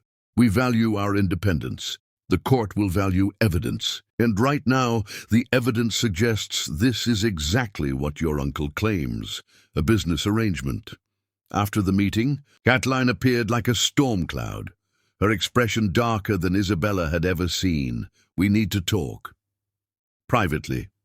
She led them to a sitting room that probably cost more than most houses, closing the door with ominous finality. "This is your fault," she said, looking directly at Isabella. "If you'd been more convincing, if you'd tried harder to fit in, we wouldn't be in this position." "Mother, don't mother me, Tiago. I warned you this was a mistake. I told you marrying some nobody would come back to destroy everything. But you were so certain you could control the situation." "I'm not a nobody," Isabella said quietly. "Aren't you? What exactly are you beyond someone my son hired to play a role?" "That's enough," Tiago said, his voice dangerous. "Is it? Because I'm tired of watching you throw away your father's legacy for this farce. Either make this marriage look real, or end it and face the consequences. What are you suggesting?" "I'm suggesting you move into the same bedroom. Be seen together constantly. Give people something to believe in. Or admit this was all a lie and prepare to lose everything." She left, and the silence she left behind felt suffocating. "You don't have to do any of that," Tiago said. "The contract doesn't require sharing a bedroom." Maybe she's right. Maybe we need to try harder. Or maybe this whole thing was doomed from the start. Isabella looked at him, really looked at him, and saw the exhaustion etched into every line of his face. "You're giving up." "I'm being realistic." "No, you're being scared." "Of what?" "Of the possibility that this might actually work. That we might actually be able to convince people because it's starting to become real." His expression shuttered. "Don't do that." "Do what?" "Confuse performance with reality. We kissed once, during a storm. It didn't mean anything. The lie sat between them, obvious and painful. If you say so, I do." Isabella nodded slowly. "Fine. Then we'll do what your mother suggested. We'll perform better. Move me into your room. We'll be the perfect couple. Whatever it takes to win this case." "Isabella, it's what you want, isn't it? To protect your inheritance, to beat your uncle, to prove you can control everything, even this. That's not fair." "Fair? Nothing about this has been fair from the beginning." She walked out before he could respond. Before she said something she couldn't take back. That evening, she packed her belongings and moved them to the master bedroom. If they were going to perform, they'd perform completely. Tiago watched her unpack with an expression she couldn't read. "You don't have to do this." "Yes, I do." "Your mother was right." Separate bedrooms look suspicious. We can say we're modern, that we don't subscribe to traditional sleeping arrangements, or we can share a room like married people and stop making this harder than it needs to be. She hung her clothes in the closet next to his, and the intimacy of it, her things mixed with his things, felt more real than anything else they'd done. That night, they lay in the same bed, a careful foot of space between them, both rigid with awareness. This is ridiculous. Isabella said to the ceiling. Agreed. We're adults, supposedly. We can sleep in the same bed without it being weird. Absolutely. But neither of them slept. Isabella heard every breath he took, every small movement. The awareness was electric, impossible to ignore. Days passed in this strange new arrangement. They learned each other's routines, morning person versus night owl, coffee preferences, reading habits before sleep, all the small details that actual couples learned over time. And slowly, imperceptibly, the performance started feeling less like performance.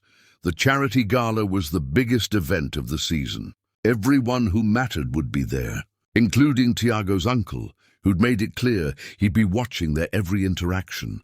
Isabella wore a dress that cost more than her first car. Tiago wore a tuxedo that made him look like he'd stepped out of a magazine. They looked perfect together. Remember, he murmured as they entered, we're in love. We're happy. We can't keep our hands off each other. Got it, fake love. I'm an expert by now. But his hand on her lower back didn't feel fake. The way he looked at her when he thought no one else was watching didn't look fake. The small protective gestures he made throughout the night, guiding her through crowds, bringing her drinks, staying close, none of it felt like performance. His uncle approached midway through the evening, a predator wearing a smile. Tiago. And the lovely Isabella. How wonderful to see young love blooming. Uncle Marcus, you seem happy. Genuinely happy. It's quite remarkable considering the circumstances of your marriage. What circumstances? Isabella asked, her voice sweet. Oh, simply that it happened so quickly.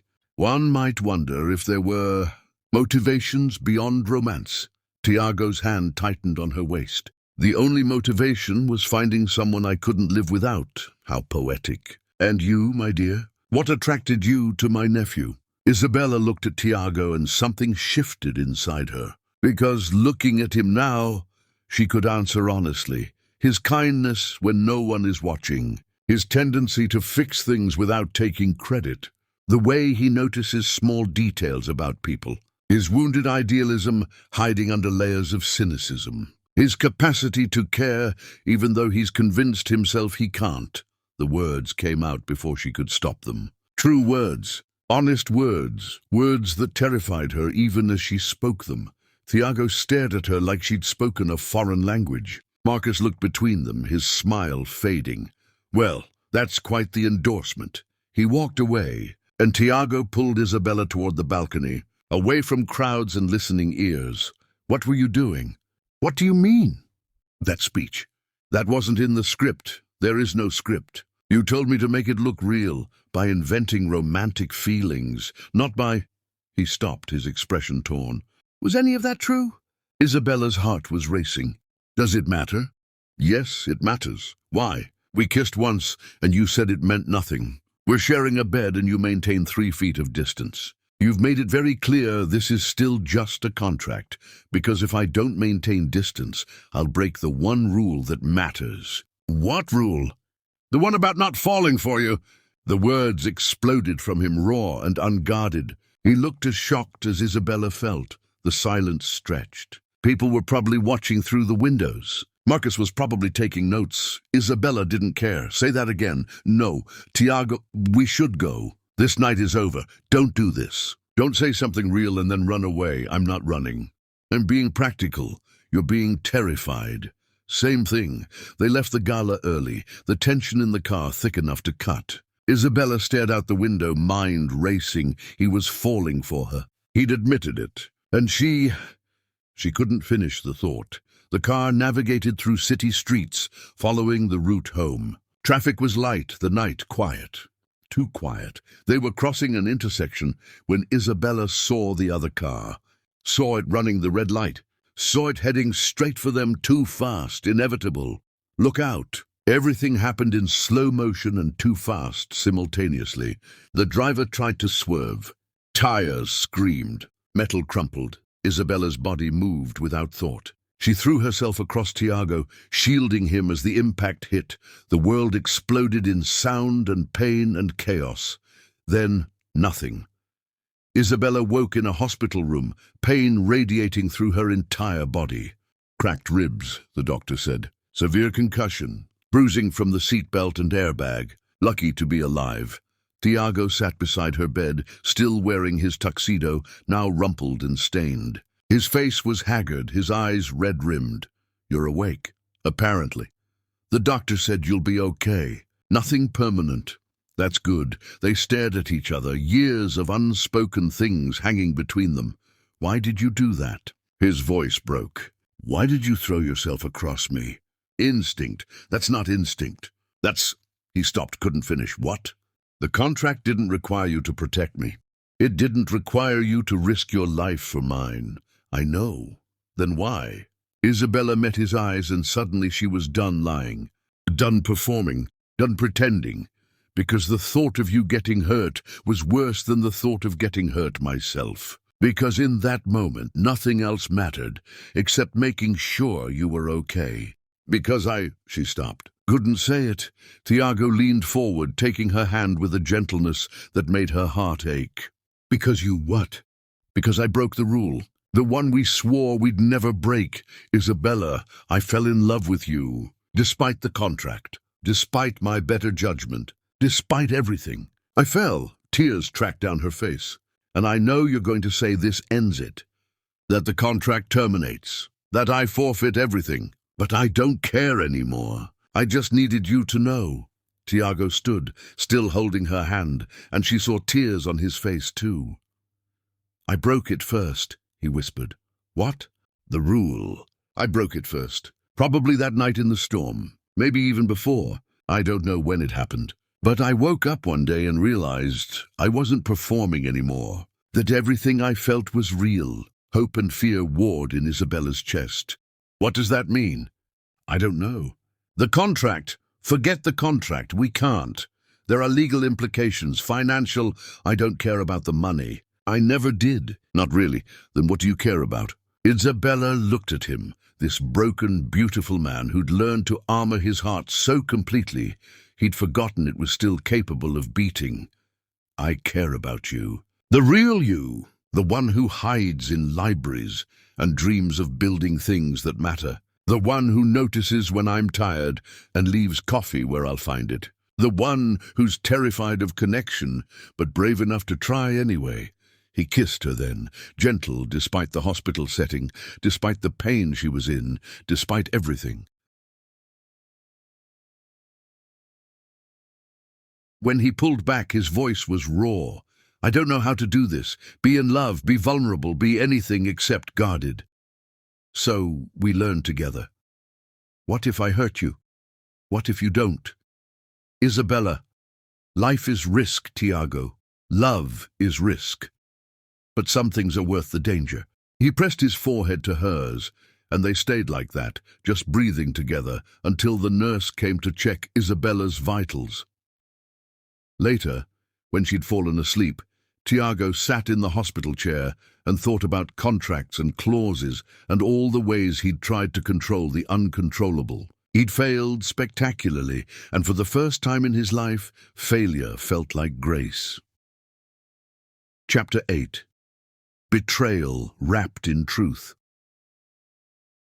Isabella recovered at home, insisting she was fine despite the bruises that painted her body in violent colors. Tiago hovered like she might shatter, and she let him because his concern was one more truth they couldn't deny anymore. But the legal battle wasn't finished, and reality had a way of intruding on even the most genuine moments. The depositions continued, the investigations intensified, and through it all, Isabella and Tiago were forced to maintain their charade, even though it had stopped being a charade months ago. We need to prove the marriage is real, Lawrence Petit said during yet another meeting. The court has agreed to a final hearing. If we can demonstrate genuine marital connection, your uncle's challenge fails. And if we can't, then he wins. The company goes to him. Everything your father built gets dismantled. After the meeting, Isabella found Tiago in the library, staring at nothing. "We'll figure it out," she said. "Will we? Because it seems like the truth is the one thing we can't use." "What do you mean?" "The truth is, we started as a contract. The truth is, you married me for money. Those facts don't change just because our feelings did." "But our feelings did change. That has to count for something." He looked at her with exhaustion that went bone deep. "Does it? Or does it just make us both fools?" Isabella sat beside him, taking his hand. "Then we're fools together." Days passed in a strange limbo. They were genuinely together now. No more careful distance, no more separate emotional lives. They talked until dawn. They learned each other's wounds and hopes and fears. They fell deeper into something neither could name, but both recognized as real. But the specter of the contract haunted everything. One afternoon, Isabella walked past Tiago's study and heard him on the phone with his attorney. She wasn't trying to eavesdrop, but his voice carried through the half-open door. "I understand the timeline. 9 months down, 3 to go. Have you prepared all the necessary annulment documents?" Isabella froze. "Yes, I want everything ready when the time comes. I need this handled efficiently." Her heart stopped beating. Annulment, efficient handling, when the time comes. She backed away slowly, her world tilting. Had she misunderstood everything? All the soft moments, the vulnerable confessions, the growing connection. Had it still been performance? That night at dinner, she studied Tiago like she'd never seen him before. He smiled at her. He told her about his day. He acted exactly like someone falling in love. "Everything okay?" he asked, noticing her quiet. "Fine, just tired. Still recovering. You should rest more."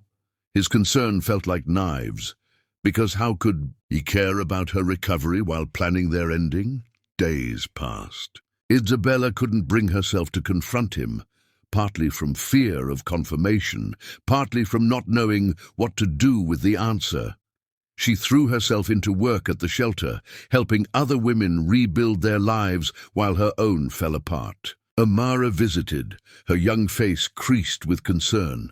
"What's wrong? You seem sad." "I'm okay." "You're lying. You always bite your lip when you lie." Isabella smiled despite everything. "When did you get so observant? I've been watching you my whole life. You think I don't notice when something's breaking you? It's complicated. Is it him? Did he hurt you?" "Not intentionally. That's the worst part." Amara sat beside her, taking her hand. "Talk to me." So Isabella told her everything. The contract, the feelings, the overhead conversation, all of it spilling out like a dam breaking. "Maybe you misunderstood," Amara said. "Maybe there's an explanation. Or maybe he's exactly what I knew he was from the beginning, someone who sees relationships as transactions." "I don't believe that. I've seen how he looks at you. People can look however they want. Actions are what matter." "Then ask him. Don't just assume." But Isabella couldn't. Asking meant risking confirmation. As long as she didn't know for certain, she could still pretend. Hope was dangerous, but uncertainty was worse. A week before their contract would officially have 3 months remaining, Catline hosted another gathering. Smaller this time, just immediate family and a few close associates, but everyone who could witness whether their marriage looked real. Isabella went through the motions, smiled at the right times, let Tiago touch her waist, her hand, her shoulder, performed affection that had stopped being performance months ago. Raphael pulled her aside while Tiago was distracted with guests. "You look miserable." "I'm fine. You're a terrible liar. What's wrong?" Isabella almost told him, but what would she say? That she'd overheard something that suggested everything was still just business? That she'd fallen in love with someone who might be counting down the days until he could file annulment papers? "Nothing's wrong." Raphael studied her face. "He loves you. You know that, right? Does he? I've known my brother his entire life. I've never seen him look at anyone the way he looks at you. Never seen him laugh like he does when you're around. You changed something in him. Or maybe I just played my role well enough to convince everyone, including myself. That's not, Raphael, please, I can't do this right now. She walked away before he could push further, finding refuge in the bathroom where she could breathe without an audience. When she emerged, she overheard Catline talking to another woman in hushed tones that carried anyway. The whole thing has been fascinating to watch. Tiago trying so desperately to save the company, the girl playing her part remarkably well. You really think it's fake? Darling, I know it's fake. Tiago told me himself months ago, a business arrangement. He was quite clear. He's just better at pretending than I expected. Isabella leaned against the wall, the confirmation landing like a physical blow. She walked back into the gathering on autopilot. Tiago smiled when he saw her, and she wanted to scream. How dare he smile like that when this was all still just performance to him? That night, back at the mansion, she finally confronted him. When were you going to tell me? Tell you what? About the annulment papers, about still planning to end this the moment the contract is up. His expression shuddered. You overheard something? Yes.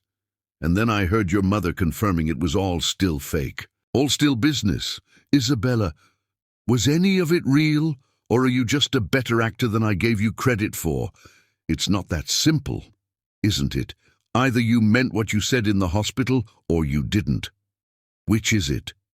He ran his hand through his hair, agitation written in every line of his body. The contract exists, it has terms. I need to be prepared for all possibilities. That's not an answer. What do you want me to say? The truth. For once, just give me the truth. The truth is, I don't know. I don't know how to separate what's real from what we agreed to. I don't know how to trust that this isn't just us convincing ourselves because it's convenient. Isabella felt something crack inside her. Convenient. Right. That's not what I meant, isn't it? You think I'm confused, that I've mistaken proximity for connection. That would make sense to you because you don't believe real connection exists. That's not fair. None of this is fair. I fell in love with you, genuinely, terrifyingly, completely, and you're still treating this like a business problem with multiple possible solutions. Because I don't know how to be what you need. I need you to be honest. I need you to decide if this is real or if I'm still just your contracted wife. They stood in his study, both breathing hard, everything they'd been avoiding finally exploding between them. I can't do this anymore, Isabella said quietly. What does that mean? It means I'm tired of wondering, tired of trying to decode your feelings. Tired of being caught between a contract and whatever this has become. So what are you saying? I'm saying maybe your mother was right from the beginning. Maybe this was doomed from the start. Maybe you can't build real love on a foundation of lies, Isabella. I need time, space. I need to figure out if I'm staying because I love you or because I'm trapped by a contract that pays too well to walk away from. You think you're trapped? Aren't I? What happens if I leave now? I lose everything. My mother's treatment, my sister's future, all of it gone. You think I'd do that to you? I think the contract is clear, and you've always been very good at honoring contracts. She walked toward the door, then stopped. When the year is up, we're done. No extensions, no negotiations. You file your annulment papers. I take my money and disappear. We both get what we originally agreed to. Is that really what you want? Isabella looked at him. This man she'd fallen for despite every promise she'd made to herself. What I want doesn't matter. It never did. This was always a transaction. I just forgot for a while. She left him standing in his study, and even though she was the one walking away, she felt like she'd been abandoned. The next weeks passed in terrible silence. They slept in the same bed but didn't touch. They appeared together at required events but didn't talk. They existed in the same space, like ghosts of what they'd almost been. Isabella made plans. She'd finish the contract, take her money. Start the life she'd been putting on hold, a life without Tiago. The thought should have felt like freedom. Instead, it felt like death. Chapter 9. The Exit Strategy. The final month arrived like a storm everyone could see coming but nobody wanted to face. Isabella's mother had been in remission for weeks now, strong enough to walk, to cook, to return to some semblance of normal life. The experimental treatment had performed its miracle. Her family was safe, which meant Isabella had no more excuses to stay. The trust fund was established. Amara's education was secured. The women's shelter had been renovated and expanded with the charitable money Tiago had provided. Everything Isabella had sold. Herself, 4 had been delivered. Now came the price of leaving. She began building her exit quietly. The way you'd plan an escape from a place that had become both home and prison. Small steps. Looking at apartments in neighborhoods far from the mansion. Researching teaching programs she could finally pursue. Planning a life that didn't include waking up beside someone who'd learned to build walls faster than she could break them down. Tiago noticed, but said nothing. He'd retreated completely after their fight, becoming the cold stranger she'd first met. Maybe that was easier for him. Maybe returning to ICE was simpler than staying vulnerable. They attended the final court hearing 3 weeks before their contract would officially expire. The judge examined evidence, heard testimony, asked pointed questions about the nature of their marriage. Isabella and Tiago testified together, telling the story they'd perfected. The connection, the love, the genuine partnership, all of it true now. All of it meaningless because truth had come too late. The judge ruled in their favor. The marriage was deemed legitimate. Tiago's uncle's challenge was dismissed. The company remained secure. They'd won. Isabella felt nothing except relief that the performance could finally end. That night, there was no celebration. Tiago went to his office. Isabella went to her volunteer work. They moved around each other like satellites in degrading orbits, each revolution bringing them closer to inevitable collision. A week later, Isabella sat with her mother in the small apartment Tiago had bought for her family. Clean, safe, in a neighborhood where Amara could walk to school without fear. Another promise kept. You're leaving him, her mother said. Not a question. The contract is almost up. That's not what I asked.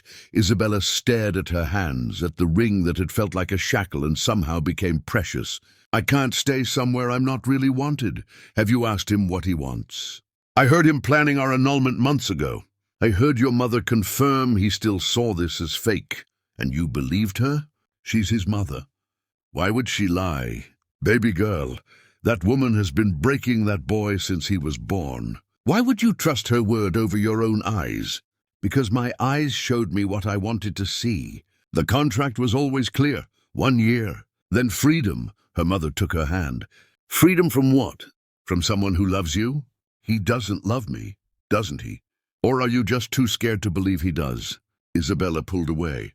This isn't about fear. It's always about fear. You're terrified that if you stay, if you really commit to this, he'll eventually realize you're not enough and leave. So you're leaving first. Protecting yourself by destroying the thing you most want to keep. That's not, it is. I know you, baby. You've been protecting yourself your whole life. Since your father left. Since you had to grow up too fast. Since you learned that depending on people means risking disappointment. Tears burned Isabella's eyes. What if you're wrong? What if I stay and he really doesn't want me? Then you'll survive, like you've survived everything else. But at least you'll know you were brave enough to try. Isabella left her mother's apartment with those words echoing in her mind. But bravery felt impossible when every interaction with Tiago confirmed the distance between them. 2 weeks before the contract's end, she made her final decision. She would leave early, not wait for the official expiration. Just pack her things and disappear before the ending became even more painful than it already was.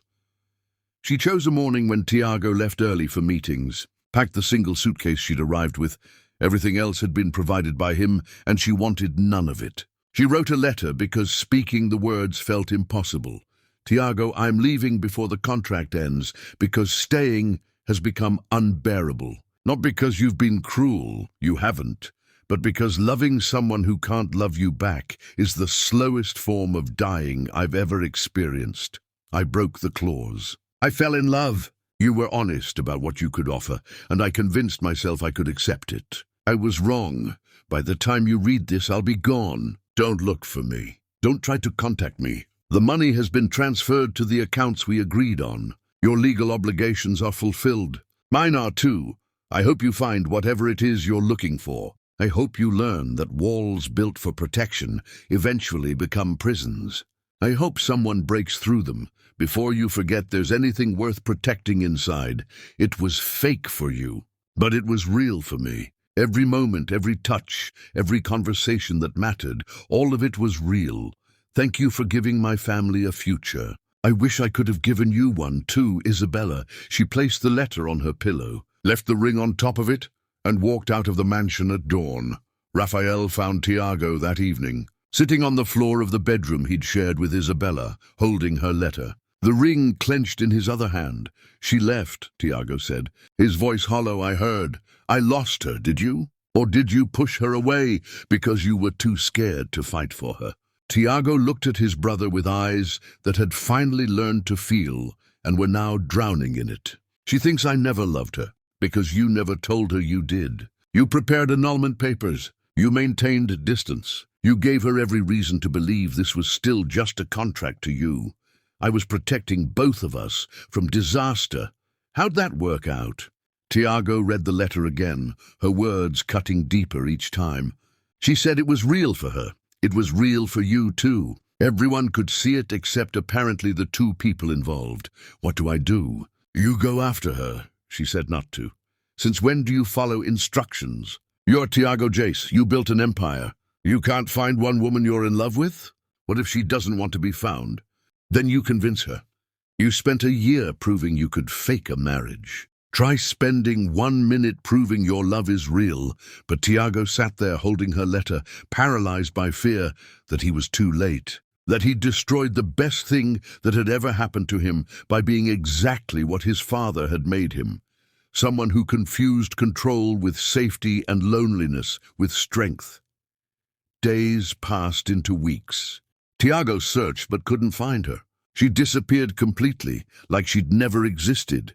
His mother visited, found him working late in his study, looking like he hadn't slept in days. So she left. I told you this would end badly. You told me a lot of things. Most of them designed to make sure I stayed exactly as broken as you and father made me. Catline's expression hardened. Careful. No, I'm done being careful. You wanted me to fail at this. You wanted to prove that I'm incapable of real connection, because if I could love someone, it would mean you and father failed at breaking me completely. That's absurd, is it? You spent my entire childhood watching him hurt me and doing nothing. And when I finally found someone who saw past all that damage, you did everything you could to drive her away. I was protecting the family legacy. You were protecting your worldview, because if love actually exists, if people can heal, if connection matters more than power, then what does that say about the choices you made? About the son you let be destroyed? Kathleen stood, her composure cracking. I did what I thought was necessary. So did I, and we were both wrong. After she left, Tiago opened his laptop and searched again. Social media, public records, anything, nothing. Isabella had vanished like smoke. Months dragged by. The company ran smoothly. The legal victory stood. Everything Tiago had fought to protect was secure, and he'd never felt emptier in his entire life.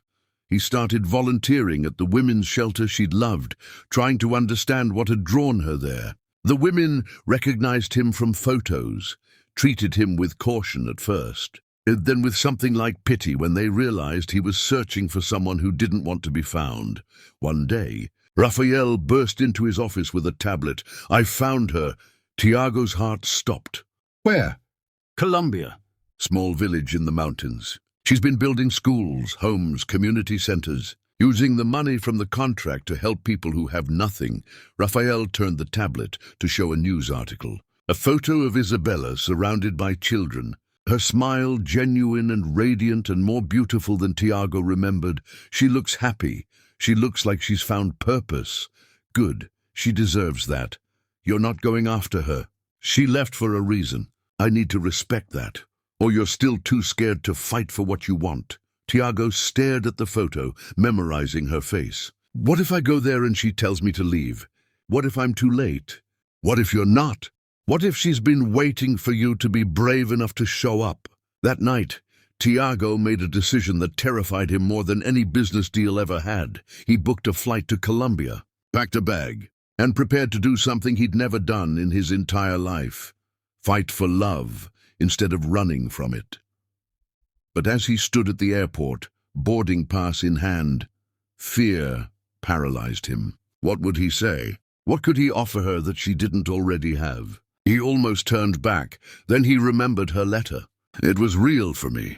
If she'd been brave enough to love him despite everything, he could be brave enough to go prove he loved her too, even if he was too late, even if she said no, even if he had to spend the rest of his life knowing he'd tried and failed, because trying and failing was better than never trying at all. Chapter Batos. 10. Where love finds its courage. The village clung to mountainsides like it had grown there organically, houses painted in colors that defied the poverty surrounding them. Isabella had been here 8 months, building something that felt more real than anything in her previous life. She rose before dawn, worked until sunset, fell into bed exhausted. The children called her Mama Isabella. The villagers had stopped seeing her as an outsider. This was home now, except it wasn't, not really. Because home had started feeling like a person instead of a place. And that person was thousands of miles away, probably relieved she'd left. She was reviewing construction plans for the new school when Luz, the smallest of her adopted tribe of children, tugged her sleeve. Mama Isabella, there's a stranger watching you. What stranger? A man. He's been coming to the worksite every day. He doesn't talk to anyone, just watches. Isabella's heart did something painful, but she pushed the hope down. Lots of men visited the construction sites. Donors, volunteers, curious locals. It's fine, baby. Go play. But that evening, as she walked home through dusty streets, she saw him. Tiago stood beside the half-built school, wearing jeans and a work shirt, looking completely out of place and somehow exactly where he belonged. Isabella stopped walking. Her heart was racing, her hands shaking, every instinct screaming at her to run. You came, she said, hating how small her voice sounded. I've been here 2 weeks, working on the construction crew. They don't know who I am. Why? Because I needed to see your life, understand what you're building. Before I showed up and asked you to walk away from it, thunder rumbled in the distance. Storm clouds gathered like they'd been waiting for this moment. I'm not walking away from this, I know. I'm not asking you to. Rain started, fat drops that turned quickly into a downpour. Neither of them moved. What are you asking, Tiago? He stepped closer, rain soaking through his clothes, his careful composure washing away. I'm asking you to forgive me for being too scared to fight for you when it mattered. I don't understand. The annulment papers, I had them prepared because I was terrified. Because loving you meant being vulnerable. And vulnerable meant risking the kind of pain I'd spent my entire life avoiding. So you prepared an exit strategy. Yes. And it was the most cowardly thing I've ever done. Isabella wanted to stay angry, to protect herself, but the rawness in his voice was breaking her defenses. Your mother said you told her it was all fake. My mother has been trying to destroy any chance I had at happiness since I was born. She was lying, or I gave her enough ambiguity that she could believe the lie. I don't know anymore. All I know is I wasted months we could have been together because I was too broken to trust what we had. The rain intensified. Isabella's hair plastered to her face, tears mixing with water. You hurt me. I know. I gave you everything. My heart, my trust, my honesty. And you kept planning our ending. I was wrong. I've been wrong about everything except one thing. I love you. I've loved you since you yelled at me in a hospital cafeteria. I've loved you through every day we spent pretending. I love you now, standing in the rain, begging you to give me another chance I don't deserve. Love isn't enough. Not when you can't trust it. Not when you're always planning the exit. You're right. Which is why I'm not asking you to come back. I'm asking if I can stay here. Isabella stared at him. What? I donated the entire inheritance. The company, the money, everything except what I need to survive. It's going to affordable housing projects, community centers, schools in places like this. I'm done building empires. I want to build things that matter. Tiago, I don't expect you to take me back. I don't expect forgiveness. I just want to be near you, even if it's as a co-worker you barely speak to. I want to spend my life proving I'm not the man who let you walk away. He dropped to his knees in the mud, rain pounding down, and Isabella saw him completely stripped of pretense for the first time. I don't know how to do this. I don't know how to be good at love. But I'm here on my knees in a storm again, and this time I'm not asking you to teach me. I'm just asking for the chance to learn. Children started gathering, drawn by the spectacle. Amara emerged from one of the houses. She'd been visiting for weeks, helping with the projects, and grabbed Isabella's hand. He built the school foundation, Amara whispered. The workers told me. He's been here every day at dawn, doing manual labor, never complaining. He's been sleeping in a tent at the edge of the village. Isabella looked at Tiago, this man who'd had everything and given it all away. Stand up, she said quietly. Isabella, stand up. If you're going to do this, do it on your feet. I don't want your guilt or your penance. I want your partnership. He stood slowly, rain washing the mud from his clothes, his eyes holding hers with desperate hope. I'm terrified, he admitted. I'm terrified I'll mess this up, that I'm too damaged to make you happy. That Isabella kissed him, stopping the words, stopping the fear, stopping everything except the feeling of coming home. When they pulled apart, both crying, both soaked, both trembling, she whispered against his mouth, I'm terrified too. Love is terrifying. But I'd rather be terrified with you than safe without you.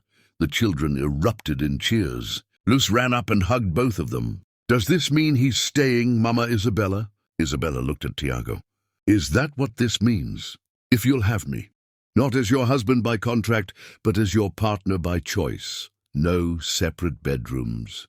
Never again. No planning exits. The only plan I have is staying. No more walls. Only the ones we're building for people who need homes. Isabella smiled through tears. Then yes, you can stay. On one condition. Anything. We do this right. No contracts. No clauses, no terms. Just two broken people choosing each other every single day. I can do that. I want to do that. They stood in the rain holding each other as the village gathered around them. Someone started playing music. Children danced in puddles. And for the first time in his life, Tiago understood what home actually meant. Not a place, not a structure, but a person who saw all your damage and chose to love you anyway. Weeks passed. They worked side by side, building schools and homes and futures for people who'd been forgotten. They talked through every fear, every wound, every moment of doubt. They learned each other slowly, properly, without contracts dictating terms. One evening, watching sunset paint the mountains gold, Tiago pulled a ring from his pocket. Simple. Nothing like the diamond from their contract. Before you panic, I'm not proposing. Technically, we're still married. Then what's the ring for? A promise. That I choose you. Not because a contract requires it, but because life without you isn't life at all. Isabella took the ring, slipped it on her finger. I choose you too. Even though you're still terrible at emotions, I'm getting better. You are. Slowly, painfully, but you are. They sat together as night claimed the sky.